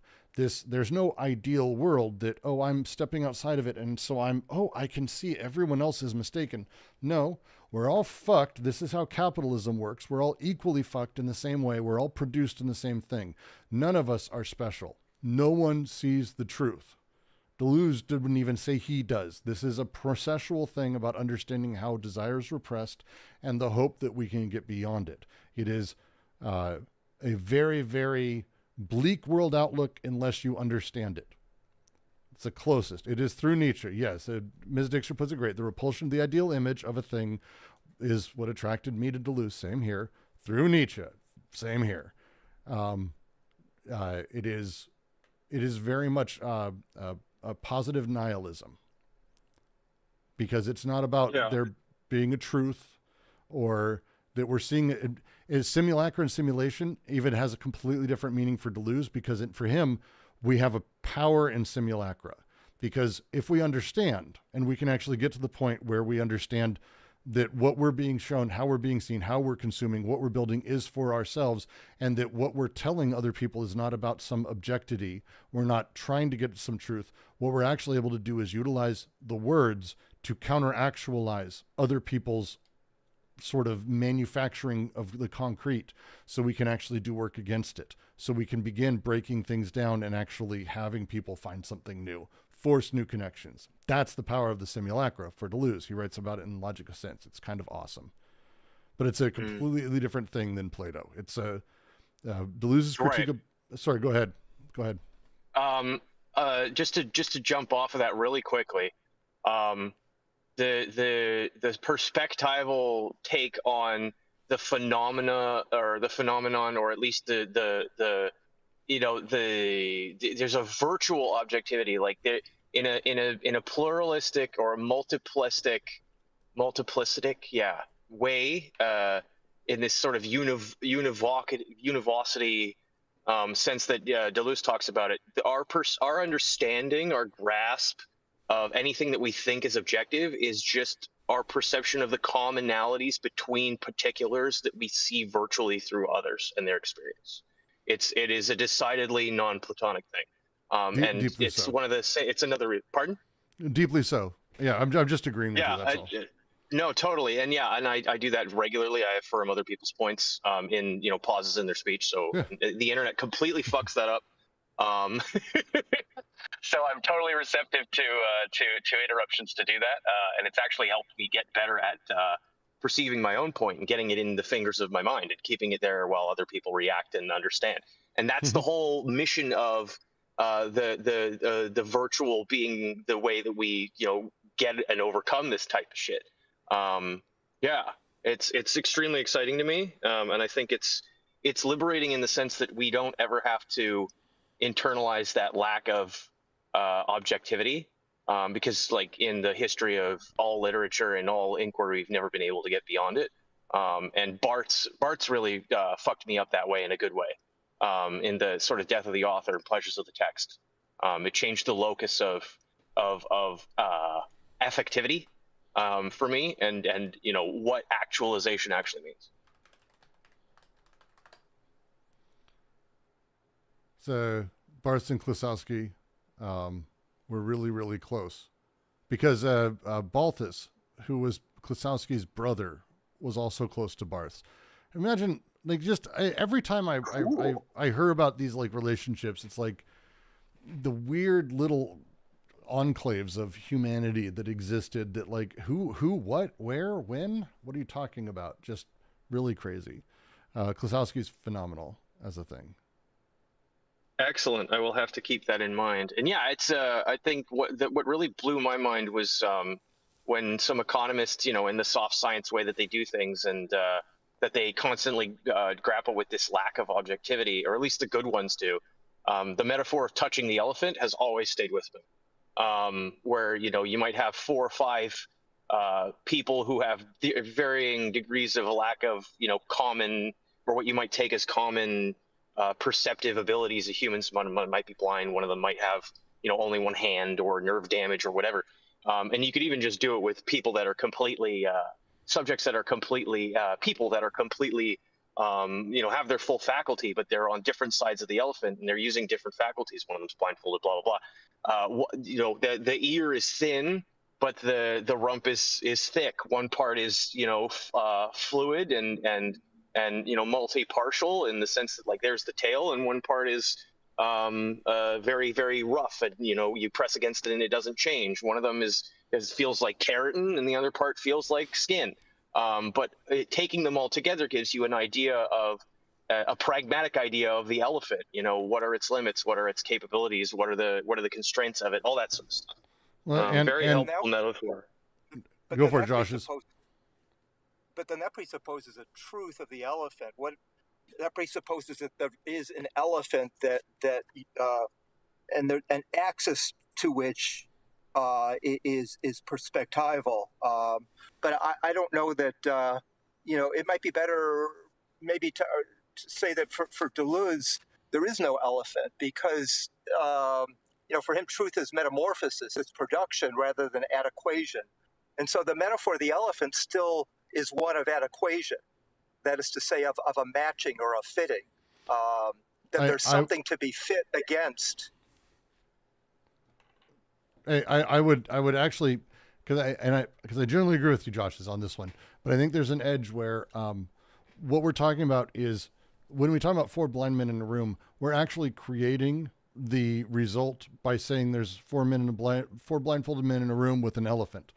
If there is just a room with 4 men who are blindfolded, no one knows what's in the room. They go in, they come out, they're actually right on every attribute of what they say and what is in that room. We know already we've created the space for the answer to already be there. And this is one of those things. It's we went really deep in Romanian geometry, and it's one of those really silly things that actually, I mean, seemingly silly, I shouldn't say that. Seemingly silly things that when you get down to it, it's like, oh, this is actually like really important to understanding Deleuze. It's why he talks about it. When we're talking about a line or a circle or anything, traditional Euclidean geometry is that everything is basically defined as hard lines. You could call them vectors, the same way that a vector paint program works. You can zoom in forever. It is just that line at that size and that thickness forever, no matter how far down you go. A circle is a perfect line, even though it's really a series of points, but it's a perfect circular line. Romanian geometry has almost a fractality to it, where I could be looking at a line from my position, my location, at the scale I'm looking at, and whatever it may be, I see a line. But as I start getting closer, zooming in, enlarging, changing the scale with which I'm looking, I notice that the line is actually imperfect, that there's bounces, there's edges, there's crevices, there's whatever it may be. And suddenly it's not really a line anymore. But wait, it is still a line. It depends on the scale with which I'm perceiving the thing. In the aggregate, and this is, again, the aggregate versus the molecular. At the aggregate, we do this. We talk about at large, X and Y is true. At large, this wealthy people live like this. At large, poor people live like this. Whatever it is. Romanian geometry, Riemannian. Everyone corrects me on this. Everyone can send me a fucking Riemannian? Google, right? Is it Riemannian? Because I've had people the Riemann literally hypothesis is probably I had what people you're yell at me when I said Riemann, and maybe they were being dickheads. Okay, well, I say Riemann. I don't know. Did I read it off the page? I also say univocity. And some people say Univocity. It is univocity. It's tomato. It's what, like, do you like, can you hear the vowels? Like, and this is the whole point. I'm not saying that there is an elephant. I'm presupposing that these actors have I know you aren't. I'm just responding to the person who responded to me. My point is not that there is an elephant. My point is that these people in this thought experiment have a reason to get to grips with, to perceive the elephant, and they have to have a method with which to do that. Like, I'm a humist to the core. If there's no ought, then there's no is. Like, it's just, it doesn't work that way. Like, I get you. Like, we're in agreement on that. If that's what you mean. I think we all agree on this, actually. Yeah, I think so. Yeah, and again, but this is where it's really fun, and why this shit is so difficult. It's so much easier to go the Platonic route or in the fascist conservative route, because they are Euclidean words. Their words are, by definition, the way that they work, Euclidean. And what I mean is that the way that their words work flatten everything. They have to. The space of their representation works within desire and Oedipalization in that way. It flattens desire entirely. It removes all the little imperfections and all of the little particulars. There are white people. That's it. That's the line. And now there's a line when they say such words. There are men. There's a line. There's women. There's a line. This is the triangulation of what a family is. There's a line. When the reality is, any singular person isn't even really a man or a woman, isn't really white or black. These things don't exist as a singular. They are aggregates. They are lines at large. But instead, the Riemannian, whatever, I see now both of you people in fucking YouTube are giving, and I trust both of you, and you're both saying the opposite thing. You people make me nuts. But the setup that's playing here is the same thing. When we talk, we're speaking in a seemingly universalist tone, and with seeming universalist everything. But what those things are is they're lines. They're flat. But they let me say triangle and you see triangle. And it's much easier when they're just flat and it's simple because we're able to talk like that. But we don't get that triangle isn't fucking made of lines. It's made of lots of tiny little bits that are in all sorts of directions that we flattened. But this is what representation does. This is the difference. This is Deleuze's take versus Plato. Plato, the reason that we're looking at something that has imperfections is because it is a pretender to the throne of the ideal version of that. The chair that I'm imagining that I say when I say chair, the ideal version that exists in my space, that's what I'm really talking about, not the imperfect one. The flip thing of what Deleuze is doing sort of at a base level. Sorry, go ahead. Oh, I'm sorry. I'm wondering if Deleuze might also have taken a cue here from Heidegger and even Husserl's analyses concerning how the work by Egyptian mathematicians and Greek mathematicians are geometers, who produce these. And Brooks, what you're talking about, can also be talked about in terms of idealizations. So you have these pure idealizations, right? I mean, you have pragmatic work about actual shapes that people are working with for various reasons, and then they.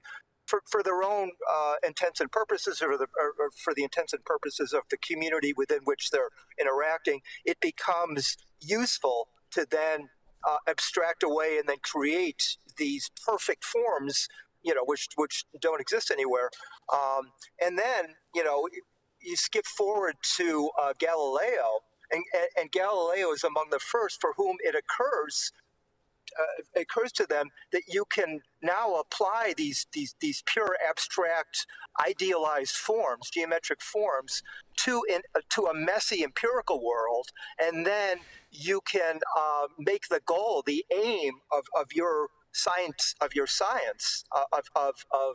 the aim of science in general, that is to the perfection of one's scientific hypotheses, to go in the direction of these geometric idealizations. So you end up with this notion of a world consisting of bodies. Basically, you've got these pure, Euclidean space time grids, and you plop onto these nice formal idealized grids, empirical relations. And you assume that your goal, your purpose here is through sort of an asymptotic scientific methodology of perfection, that you will arrive at a description of nature, right, that approaches these geometric idealizations. So it really, you talk about this grand Platonic enterprise, right? Where the whole world now is idealized geometric bodies in an idealized grid of space-time. Yes. Idealized, representational could be another word for Yes. Yep. Yes, absolutely. Yeah, and I mean, instead of liberating us into the sort of infinitism of contingency and being able to just sort of allow that to organically allow like procession in whatever direction your oughts take you, we just decide to create this tyranny of the representation, just like you talked about. And now everybody has to fit into this box, and then when something doesn't fit and they need to get on the truck, they just lop off a limb because I need to get on the truck. Or a new axiomatic is created. And this is the dual work. The dual work of capitalism is fascinating in this sense because it is horrifyingly repressive. It's a very important, specific thing. Whatever I may say that may sound positive for capital, and I do seemingly speak of it very positively, the underlying nightmare of the being on the edge of death constantly, which is really built in, I think, for more people than we want to even talk about, but it's built in for all of us. The anxiety and the nightmares. The odd thing that it does is, on the one side, when we have these images and we set them up, if it's advantageous to the larger social system, specifically capital, if it can utilize that to generate excess, it will, and it will integrate it. And it's a really fascinating process when you actually go back and look through especially the last 20 years, which I think has been a significant acceleration versus 50 years ago, but still 50 years ago was wild. But just a new rule is created that allows X, Y, or Z, or becomes part of it, or what it means to be a thing. A new rule is created. This is the difference, again, between codes and axiomatics. It's one of the reasons that they made the switch, and they talk heavily through it. Codes have the universalist element, the objectivity, the king or the earth that all is done for. We don't have that. We don't have anything like that. Things are done for ourselves and by ourselves. And that switch, that changes how we deal with things socially, how meaning is generated, how sense is made, and how the pieces of it work, how these elements are valued, rather than code being traded or bargained. Instead, it's all the little tiny pieces that are constantly in flux, shifting and changing. As I like to say, the pixels that you're looking at right now, or the sound vibrations you're hearing, are all the little bits being sent across everything. The bits themselves have absolutely no value. In combination, you're painting a picture and an image and a story of Brooks talking with a couple other dudes and people here about what's going on. And that thing that's happening is being generated. And this is how fast it happens. All of that's being generated and turned into a thing. The way that you integrate the frames of a movie or the notes in a song into a larger picture or a larger movie or a larger orchestra piece. This is how narrative and representation is built through the coalescing of these abstractions in the axiomatic. Yep. Yeah, I think I can't remember exactly what school it was from, but it may have it was either like Columbia or Harvard or Yale or Princeton, one of the big ones. And there's an economist that's particularly well known in those circles, at least a more contemporary one than the ones you might be thinking of right now, as I say, famous economist. But just straight up said, capitalism eats everything, and it really is a power that can be used to the benefit or the detriment.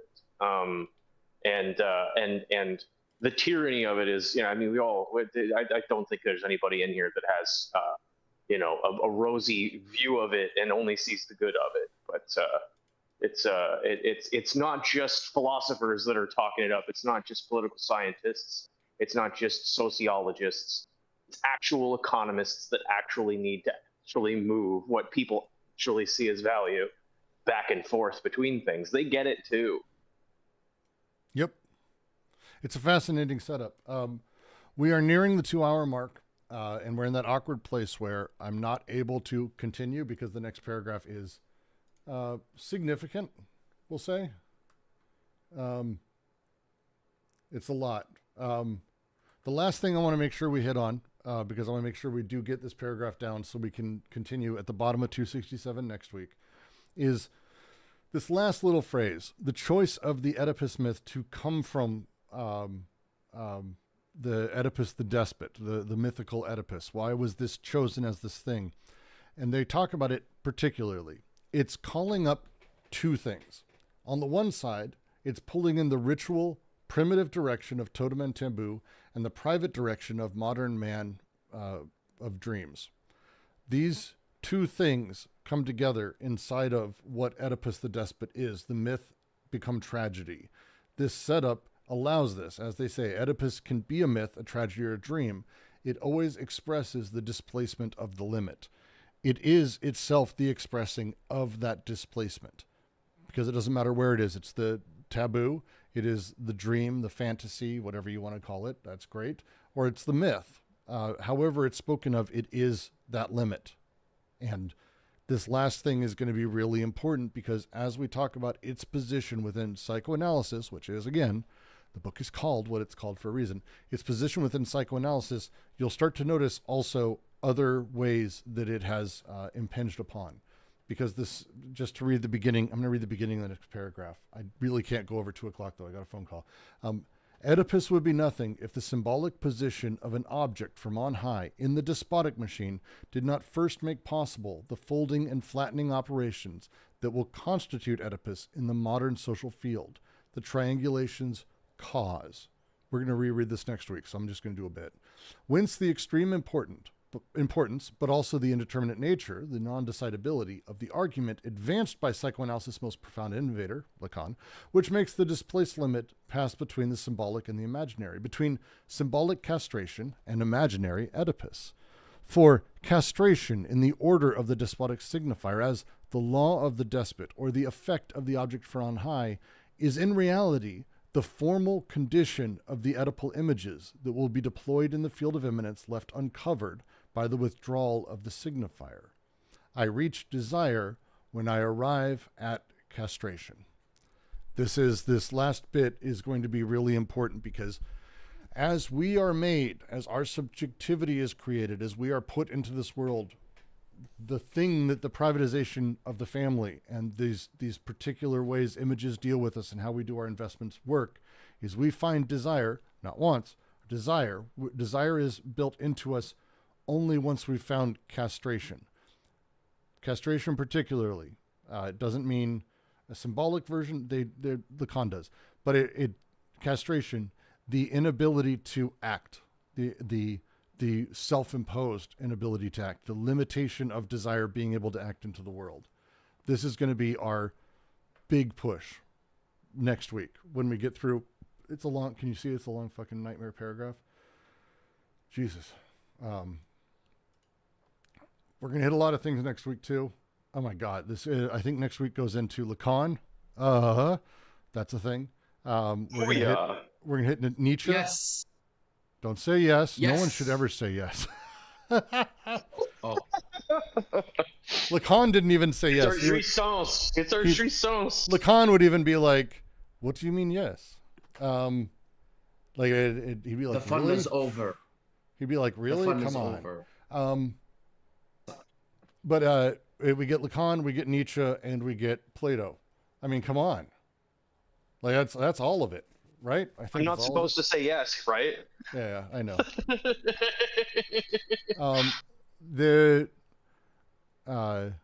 If you get a chance, before next week, there's not really a lot to like go review or read, but if you can find a top line guide on Lacan's imaginary and symbolic specifically, I do recommend Zizek. I have it copied in here a few times.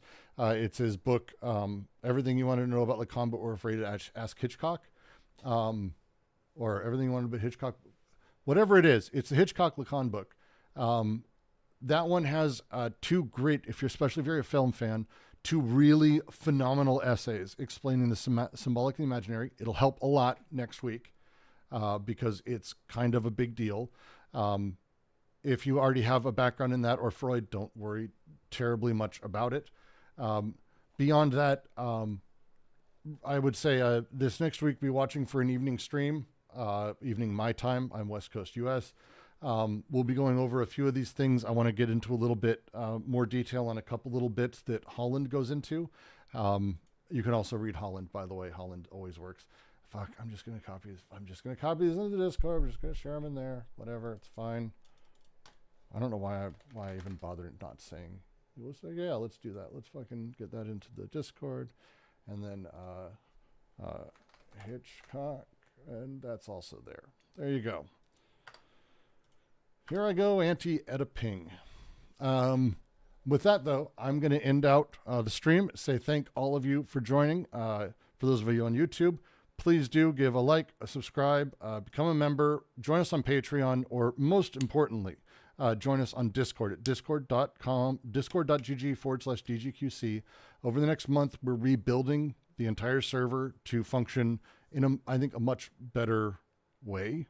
But the goal is more people helps us. So we want conversations. We want people who want to talk about these things.